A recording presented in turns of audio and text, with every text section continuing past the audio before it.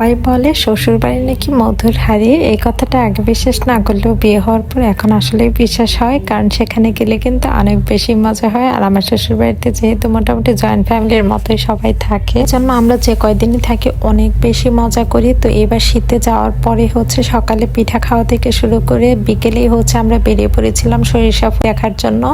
কিন্তু সরিষা ফুল পাইনি। তো আমার জামাই তখন বললো যে তাহলে চলো আনসার ক্যাম্প দিয়ে ঘুরিয়ে নিয়ে আসবো। তো আনসার ক্যাম্পে আবার টিকলো না, তারপর চলে এসেছিলাম আরো সুন্দর একটা জায়গায়। যেহেতু আমার শ্বশুরবাড়িটা একটু শহর সাইডে পড়েছে, একটু গ্রামের ফিল পাওয়ার জন্য আমরা একটু ভিতরের দিকে চলে গিয়েছিলাম।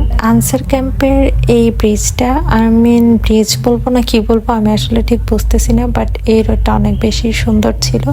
আর এখানে যে আমরা বেশ কিছু খাবার অর্ডার দিয়েছিলাম, বাট শুধু চাটাই আমার কাছে মজা লেগেছিল, তাও খুব খারাপ একটা মুড নিয়ে খাচ্ছিলাম। আর ওরা সবাই মিলে বড়া খাচ্ছিল আর নুডলস অর্ডার করেছিল, বাট সেটাও আসলে খুব একটা মজা ছিল না। তো যাই হোক, সেটা কোনো বিষয় না, ঘুরতে পেরেছি এটাই সব থেকে বড় কথা। তো এখানে আমি আর আমার ননদ মিলে একটু মজা করছিলাম। আর বাসায় আসার পরে মা দেখলাম রাতে চিতই পিঠা বানিয়েছিল, দুধ চিতই বানাবে। তো এটা মাংস দিয়ে খাচ্ছিলাম আর সবার সাথে গল্প সল্প করছিলাম। তো এই শীতের সময়টা এত বেশি ভালো কাটিয়েছি কি আর বলবো। এইরকম সময় কিন্তু আমি আসলে সব সময় আগে ভাবতাম যে যদি এরকম মজার কোনো ফ্যামিলিতে বিয়ে হতো তাহলে অনেক বেশি ভালো হতো। ফাইনালি আমি আমার স্বপ্নটাকে আসলে বাস্তবে ছুঁয়ে দেখতে পেরেছি। তো এটার আসলে